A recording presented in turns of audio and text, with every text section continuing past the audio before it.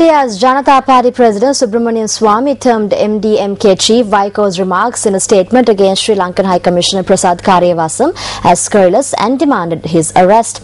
According to Indian media reports, Swamy charged that the remarks made against the High Commissioner of Sri Lanka by Vaiko is scurrilous and is an offence under Section 124A and 125 of the Indian Penal Code. This was following a letter that was addressed to Indian Prime Minister Dr. Manmohan Singh by Y. Gopalswamy, alias Vaiko, mentioning that the High Commissioner has blatantly violated diplomatic immunity. In the letter, the MDMK party leader Vaiko had stated that the High Commissioner was trying to instigate North Indians against the people of Tamil Nadu.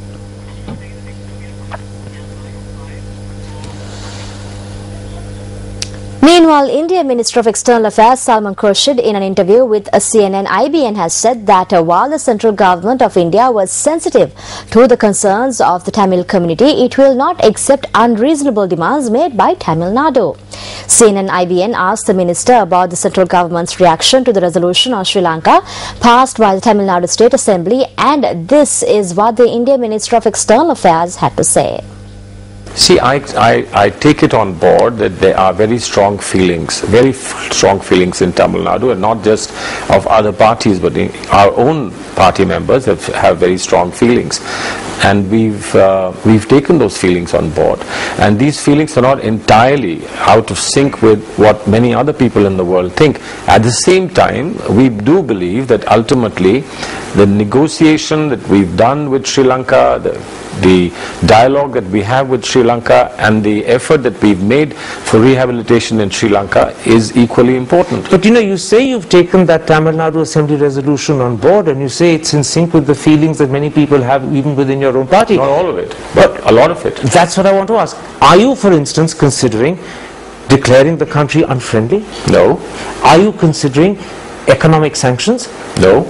Would you consider at the UN passing a resolution or encouraging people to pass a resolution to call for a referendum on Elam? No. So in other words, those three critical aspects of the Tamil Nadu resolution you've rejected. Long ago. I mean, there's no question of accepting them, and that's not the only state that has a stake in this. What about the other states? There are many other assemblies.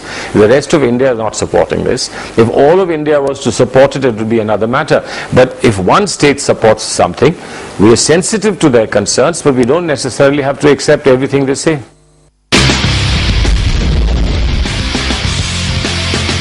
Well, the countdown has begun for the Indian Premier League, which will begin in 5 days. Chief Executive Officer of Sri Lanka Cricket, Ajit Jayasekara, speaking to News First, said Sri Lankan cricketers are yet to officially inform the SLC regarding their participation in the IPL.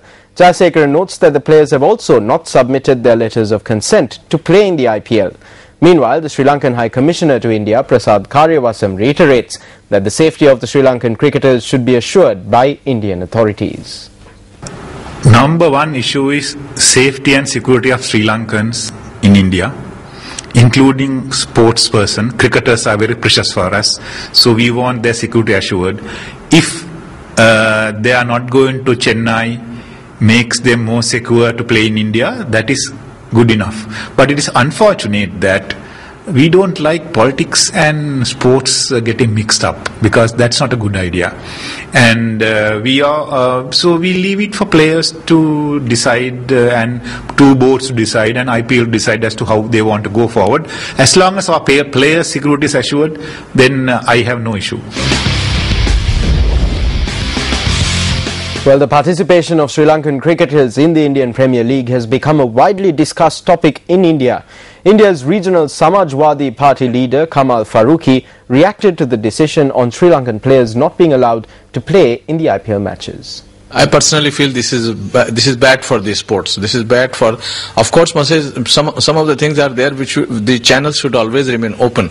As far as Sri Lanka is concerned, we are very sure about the relationship. But at the same time, it is not advisable to get into these sports. The Secretary to Sri Lanka Cricket, Nishantha Ranatunga, expressed views on the IPL matter in an interview with India's NDTV last evening. Here are some excerpts from this interview. We wrote to BCCI, and BCCI has given us a assurance about 1 week back that they are taking maximum precautions and they are evaluating the situation. 2 days back we got a communication from them saying that it's advisable not to send the players to Tamil Nadu based on certain happenings there, and also we have consulted our foreign ministry through the Ministry of Sports, and their advice was also the same. Other than Tamil Nadu, the players can go if they wish to do so. So you don't believe that the Lankan players should boycott the IPL at all? No, I don't think so. Just because of a politician and different political parties, the game should be away from politics. That is the board's policy. And in case if there is a security issue, we will not allow the players to go. So, considering all that, it's our duty to make sure that if BCCI wants our players, and it's our responsibility to make sure that we provide our players for their own.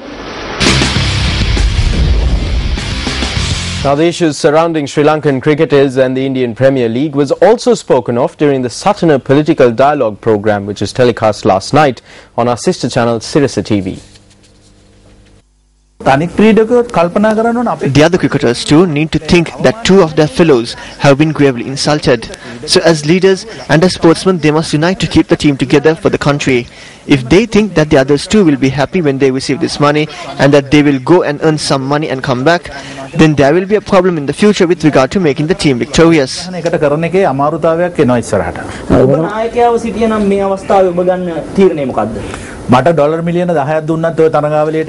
if I was given $10 million to compete in the tournament, I would not go. Especially at a time like this, I would speak to all the players and tell them not to go. This is the policy of the country. I do not see this as a problem with Jayalalitha or Karunanidhi. I see this as an insult to the cricketers. Does that mean that when there are protests coming from there, we too should show our protest even if it is not massive? In the sport of cricket, we are a small nation. We have defeated India and we have lost to India. The identity of our country is that even though we are small, we are strong. We can show this to the world if the cricketers are together.